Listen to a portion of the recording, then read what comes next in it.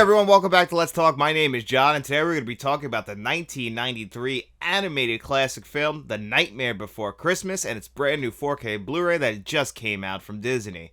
So The Nightmare Before Christmas was released in 1993. It is directed by Henry Selick, despite what many people believe. This is not directed by Tim Burton, even though it is technically named Tim Burton's A Nightmare Before Christmas. That's because this was his idea. He came up with the idea for this film, and he wrote a poem about it in 1982 when he was still an animator for Disney. He loved stop motion animation. That's where we get the original Frankenweenie. And this is all before, he made Pee-wee's Big Adventure when he really went to work for Warner Brothers. But he came back to Disney in the early 90s, and they decided to start development on The Nightmare Before Christmas.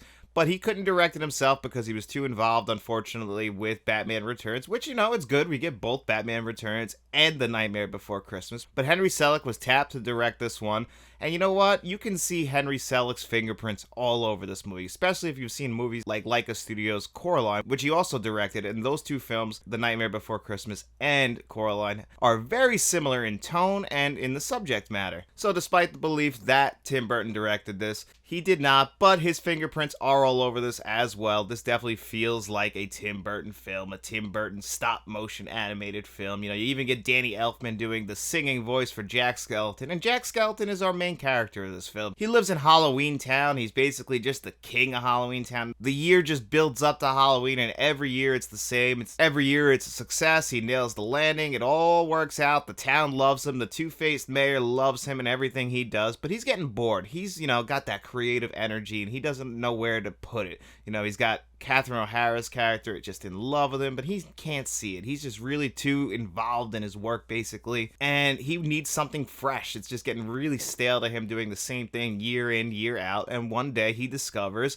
Christmas Town, where that town's king is Santa Claus, and he really gets that bug where he wants to do what Santa does. He wants to bring Christmas not only to Halloween Town, but also he wants to take over Christmas in Christmas Town. Now, of course, his ego and his arrogance gets the best of him, and we get ourselves a movie. But this movie at the time was released by Touchstone Pictures, which is owned by Disney, but Disney felt like this movie would be a little too dark and scary for kids, so they didn't want to put their name on it at the beginning, which is very different from what they do nowadays, which they promote the hell out of this movie. This movie at the time was a critical success, but it was a commercial success, but not to the levels that you would think. It did pretty well, but it really wasn't until like the late 90s, the early 2000s, where this movie caught fire. It just became a huge cult following. If you ever been in a Hot Topic in the mid-2000s, there was Nightmare Before Christmas clothes and toys everywhere. Everybody was obsessed with Jack Skellington and Oogie Boogie. It really turned The Nightmare Before Christmas into something bigger, something that nobody at Disney probably couldn't have ever imagined it being. It is probably one of their cornerstones as far as making money still to this day,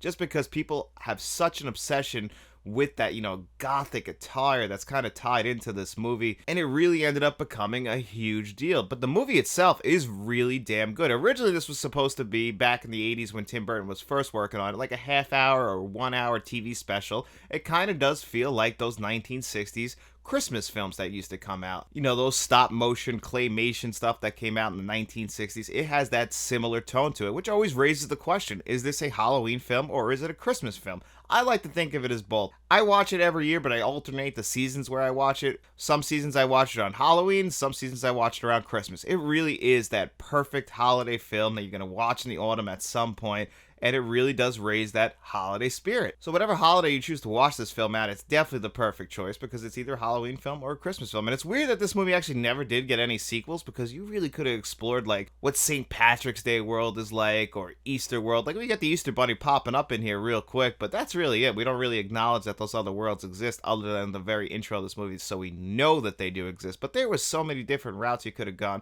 But the music in this movie is another standout thing.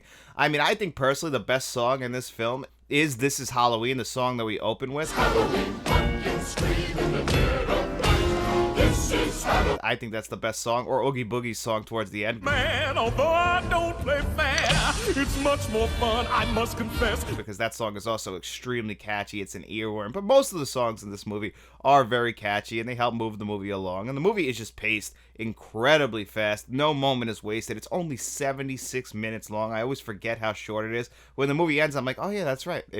That's it.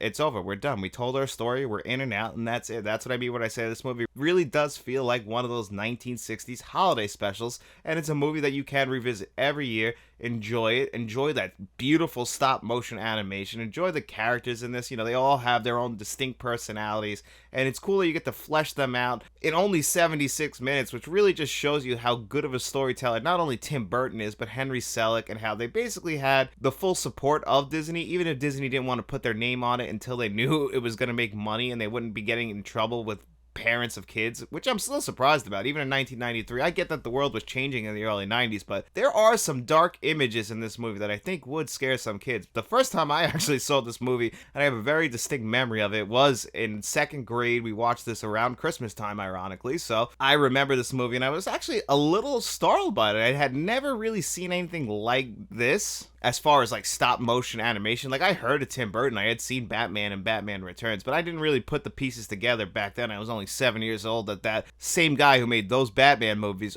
also had his fingers in the pot for this movie. I still think Tim Burton's The Nightmare Before Christmas is a holiday classic. It's a film you could still go back to each and every year. If for some reason you haven't seen Tim Burton's The Nightmare Before Christmas, you're doing yourself an incredible disservice, because it is a very, very enjoyable film, and it's one you can watch with the entire family, just maybe not under the age of 5.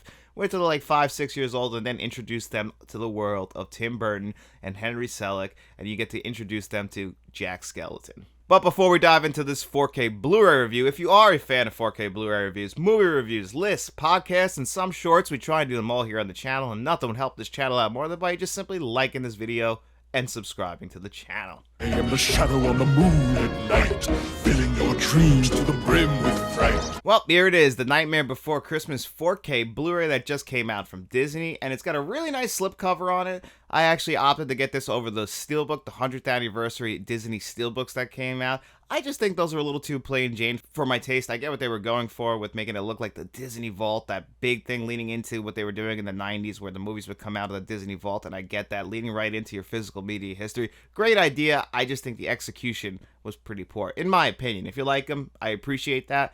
Just not for me. Now, this slipcover, though, it's really nice. I don't know if you guys can tell on camera, but Jack Skellington, he's slightly raised off the front of it. It's got a very glossy finish to it, but the rest of the slipcover has a matte finish to it. So they did a really good job with this slipcover. I really think it stands out, and I really do appreciate that. You slide that off, and you get the regular 4K underneath, you know, same exact artwork. You pop it open, and I believe this is the 2018 sing-along version that came out, which makes sense that that was the most recent release of this film on Blu-ray. And then you go over here and you get your 4K Blu-ray disc with individual artwork, which I always do appreciate. And on that 4K disc, you aren't going to have any choices as far as extras go. You're only going to have your choices of audio and scene selection, and that's really it. And then you just go right into the film. It actually can just start up if you wanted to right into the film. You don't even have to go to the main menu. Now, the Blu-ray disc is where you're going to find all of your extras. There are no new extras. They're the same extras that have been previously released, such as on my 2011 3D Blu-ray that I've had for a while. This was a 3-disc set, and it was a really nice Blu-ray, especially at the time. When you compare it nowadays, though, this menu is very laggy, and it has ads on it for movies like Cars 2. I don't know if you guys remember when Blu-rays used to come with ads on them, but it's pretty funny. So when I was doing the comparisons between the 4K, the 2018 Blu-ray, and the 2011 Blu-ray, I was popping around trying to do some comparison stuff, and I found out that, you know what? As good as this 4K is with HDR10 on it, it doesn't have Dolby Vision. It has the exact same audio tracks that they had back in 2011, which is a DTS HD 7.1, which is impressive, but they have never upgraded it. I think people would have preferred a Dolby Atmos track on here, or at least a brand new mix. Even though this mix is pretty damn solid, I have almost no complaints about it, but it would have been really cool for a movie like this, which is a musical, to get it with a nice brand new Dolby Atmos track. So I was a little bit disappointed by that.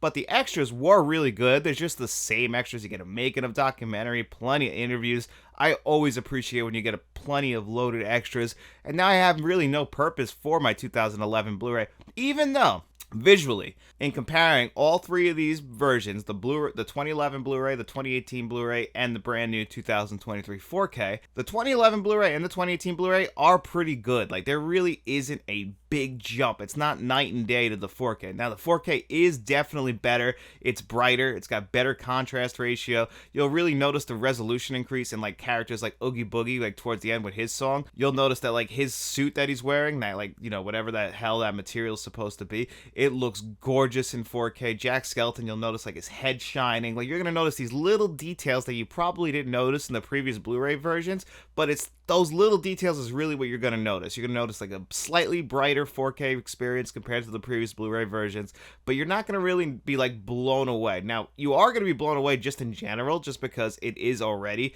a beautifully animated film, and the Blu-rays did capture how beautifully animated this stop-motion film is. It's just that when you go to the 4K, because it already has a great source material, that yes, it is improving on those previous Blu-rays, but it's not night and day. Don't expect, like, a big jump like say, like, Predator to Predator's 4K. Like, Predator had a bad Blu-ray, and then its 4K just blew that out of the water. This is not going to blow your socks off as far as, like, the increase. Now, if you don't own this at all, this is definitely the definitive edition, because you're getting everything that had been previously released, and you're getting the best quality of film and visuals. Just don't expect to go into this and get your socks knocked off just because of how good it looks, because yes, it looks amazing. I cannot sell that short. Disney did a great job on this, upgrading it to 4K. It's just that they had actually very good Blu-rays previously. Disney, when they want to, can really put out some beautiful 4Ks. It's just they choose to hold back certain features. It looks like they're finally leaning away from that based on what they were doing with, you know, Guardians of the Galaxy Volume 3, bringing back the IMAX enhanced scenes.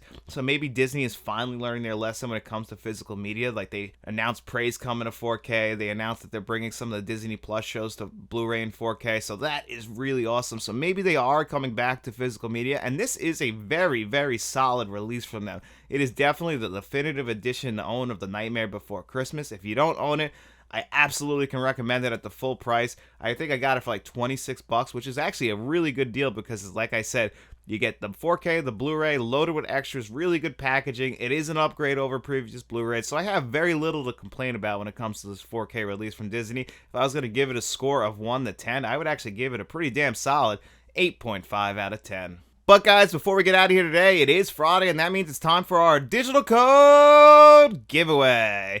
In every single Friday video, I will ask you guys 2 digital code giveaway questions. All you have to do is answer one of those in the comment section below, and as long as you do that, you come back to Monday's video. I put your name on a magic wheel. I spin that bad boy 2 times. The 2 names it lands on, they have their choice of the digital codes that you have seen on your screen before you today. And this week, you know what? We're talking about The Nightmare Before Christmas, and I'm very curious, what do you guys think? Is The Nightmare Before Christmas a Christmas movie or a Halloween movie? And I'm actually going to add up your answers, and then we're going to see exactly what the community thinks, if this is a Halloween movie or a Christmas movie. So I'll let you guys know on Monday's video about that. And then the second question, if you choose not to answer the first one, or if you just want to answer both of them, the second question is going to be, since this came out in the 1990s, during the Disney Renaissance, animation was firing on all cylinders in the 1990s. I want to know what your guys' favorite 1990s animated film is. It doesn't have to be from Disney. It can be from any studio that was making animated films in the 1990s. That includes anime films. I mean, Perfect Blue came out in the 1990s, and so did Ghost in the Shell. So if you guys pick one of those 2 films, you'll be speaking right to my heart. Anything's on the table. Feel free to pick whatever one you want to answer. And guys, also, we're doing a physical Blu-ray giveaway here on the channel tomorrow, which is Saturday, August 26th. So if you're seeing this after that, it's already been completed. But for a $5 super chat, we're going to put your name on the magic wheel like we do with the digital code giveaway. We're going to spin it 4 times, and the 4 winners will get a stack of Blu-rays that I'll be giving away. So make sure you guys tune in tomorrow, August 26th at 4:30 p.m. Me and Faith will be here. We'll be hosting. We'll be having a good time. And even if you don't want to enter into the giveaway, you just want to hang out, we'll also just be talking movies and hanging out. Maybe we'll eat something. I don't know. We're just going to have some fun here on the channel, and I hope to see you guys there. And if you guys enjoyed this video, don't forget to hit that like button, subscribe to the channel, then just get out in those streets and tell your friends about us. We'll be seeing you around.